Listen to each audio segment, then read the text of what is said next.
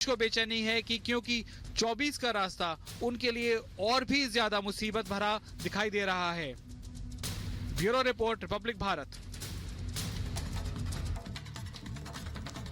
और चलिए इसी के साथ अब आगे बढ़ते हैं। सरकार और ट्रांसपोर्ट एसोसिएशन के बाद बातचीत के बाद आखिरकार ट्रक ड्राइवर्स ने अपनी हड़ताल खत्म कर दी है। दरअसल बीते कई दिनों से ट्रक ड्राइवर्स की हड़ताल जारी थी। हिट एंड रन के नए कानून को लेकर जो नियम बदले गए, जो नए कानून लागू करने की बात हो रही थी, उसको लेकर ट्रक ड्राइवर्स लगातार हड़ताल पर थे। लेकिन आखिरकार दोनों पक्षों के बीच में सहमति बन गई है, जिसके बाद फिलहाल नए कानून अभी लागू नहीं होंगे। रिपोर्ट देखिए।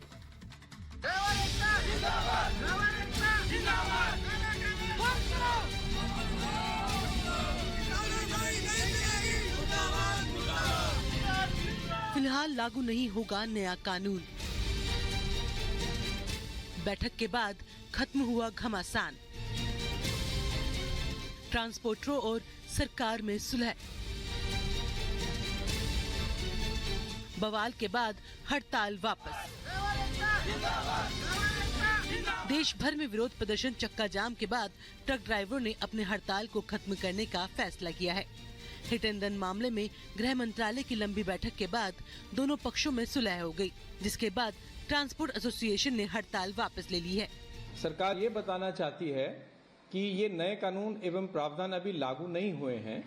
हम ये भी बताना चाहते हैं कि भारतीय न्याय संहिता की धारा 106(2) को लागू करने से पहले all India motor transport Congress से विचार विमर्श करने के बाद ही निर्णय लिया जाएगा। पूरे देश में जारी बवाल के बाद फिलहाल सरकार नए कानून को, जिसमें 10 साल की सजा का प्रावधान है, उसे अभी लागू नहीं करेगी। देश भर में यातायात व्यवस्था को बहाल करने के लिए ट्रांसपोर्टर्स एसोसिएशन और सरकार ने ट्रक ड्राइवर से विरोध खत्म कर काम पर वापस लौटने के लिए अपील की है। जो चिंताएं ड्राइवरों की थी वो all India motor transport Congress हमारे पास लेके आई है।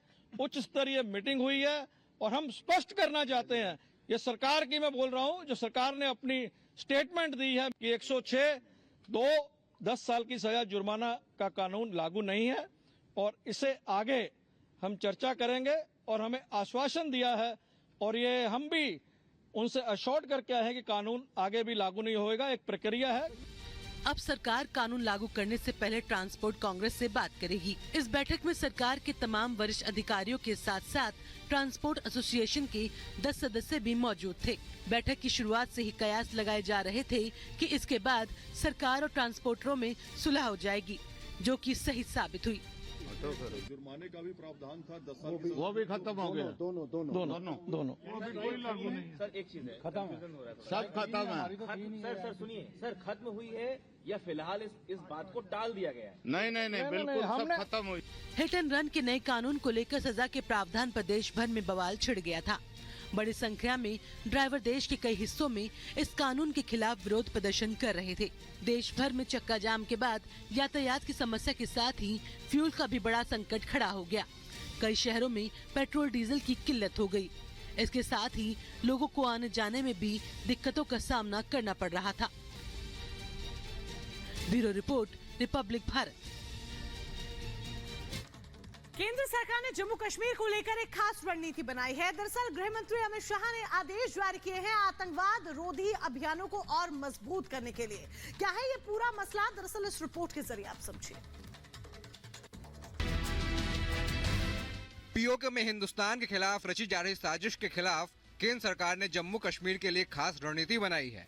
21 दिसंबर को राजौरी में जिस तरह आतंकवादियों ने सेना के 2 वाहनों पर घात लगाकर हमला किया और हमारे 4 जवान शहीद हो गए, इसके बाद रक्षा मंत्री राजनाथ सिंह ने जम्मू कश्मीर का दौरा किया, सेना को सतर्क और मुस्तैद रहने की हिदायत दी। तो अब गृह मंत्री अमित शाह के नेतृत्व में पुंछ राजौरी से लेकर कश्मीर घाटी तक आतंकवादियों के खिलाफ कार्रवाई की रणनीति बनाई जा रही है। जम्मू कश्मीर में संवेदनशील इलाकों में सुरक्षा एजेंसियों को उचित कार्रवाई की सलाह देते हुए शाह ने इस बात पर जोर दिया कि आतंकवादी विरोधी अभियान चलाते समय सभी उचित प्रक्रियाएं अपनाई जानी चाहिए।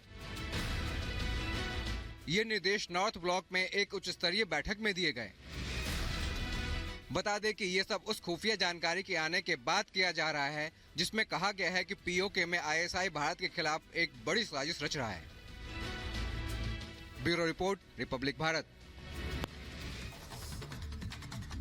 सरकार का मकसद है कि देश के हर गांव तक विकास की गंगा बहे। ऐसे में दिल्ली की जब हम बात करते हैं तो दिल्ली के गांव को विकास के लिए राज ग्रामोद्योग की जो योजना है वो लागू करने की बात कही गई है। इस रिपोर्ट के जरिए तमाम डिटेल्स समझिए।